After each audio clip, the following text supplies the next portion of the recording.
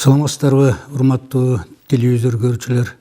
Мен бүгүн элибиздин бир баалуу азыктарынан бири, ошол эле азык тамак аштары менен чектелбестен анын дарылык же адамдарга тийгизген, ден соолуктарына тийгизген таасирлери жөнүндө айтып берсем. 98, 99, 2000 жылдарда бүтүндөй Кыргызстанды колум жеткен жерлерин кыдырып, кайсыл аймакта, кайсыл өрөөндөрдө кымызды кандайча дарылайт экендиги жөнүндө көңүл буруу менен мен ушул дарылоо ыкмаларымда кымызга чейинки бээнин сүтүн көбүрөөк пайдалануу боюнча илгертен элдин пайдаланып келген тамак же дарыларынын биринен ушул бээнин сүтүнө көбүрөөк токтолгум келген. Адамдын организми 25 жаштан же 25тен өткөндөн кийин ал жеген ичкен тамак аштарынын сиңирип кетүү жагынан бир топ начарлап отурат. Ошентип адам 50 жашка чыккандан кийин ал ичкен, жеген тамак аштарынын 40-50% гана ал сиңире алат, же болбосо ошол сиңирген тамак аштарын толук сыртка чыгара алат деп бул илимий түрдө далилденген нерсе. Мына ушул калган заттарды, калган тамак аштарды ичегилерден сүрүп же тазалап чыгаруу үчүн биздин элибиз илгертен эле бээнин сүтүн көп пайдаланып келишкен.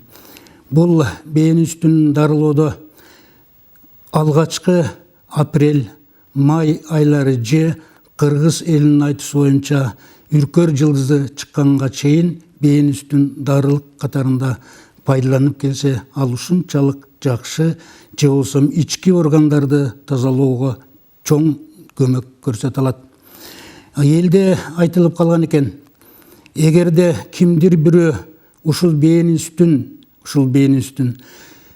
20 күн иче турган болсо, ал таптаза же ички органдарын тазалап алат деп. Ал эми 41 күн иче турган болсо, адамдын сөөгүнө чейин агартат деген жактар бар экен. Мына ошолорду эске алуу менен ушул бээнин сүтү боюнча айттык эле.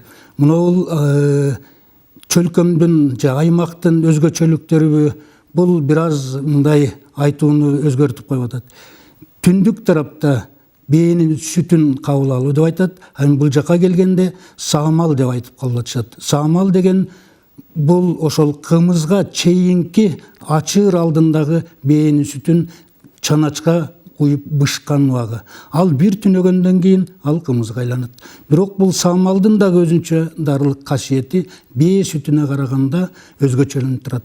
Маселен, саамал ал бээнин сүтү же кымыздын сезону бүткөнгө чейин кайсы учурда болсо ооруган жандар пайдаланырсы болот. Бирок албетте аны бээни саап келип, көрөңгөгө куюп, бышып жетилткенде гана ичсе абдан жакшы болот. Пайдалуу жактары боорго, ичеги карынга, ичегилерге, жоон ичегилерге анын тийгизген таасирин албетте пайдаланган оорулуу жандар абдан жакшы түшүнсө керек деп ойлойм. Бээнин сүтүн саадырып алып эле идиштерге куюп үйлөрүнө барып ичүү дейт. Же болбосо жолдун боюна байлап койгон бээнин сүтүн деле ичип жатышат. Ал жолдун боюнда азыркы өнүккөн заманда кандай гана техникалар өтөт, жана ал өткөн техникалардан түрдүү уулуу заттарды бөлүп чыгарат. Мына ушул уулуу заттарды чөп өзүнө сиңирип алат эмеспи? Ал бээнин сүтүнүн сапатына тетири таасир тийгизип коюшу мүмкүн. Эгерде сиздер иче турган болсоңуздар, бийигирээк тоолорго барып, канчалык бийиктеген сайын чөптүн кубаты ошончолук күчтүү же сүттүн касиети ушунчалык жогору болот.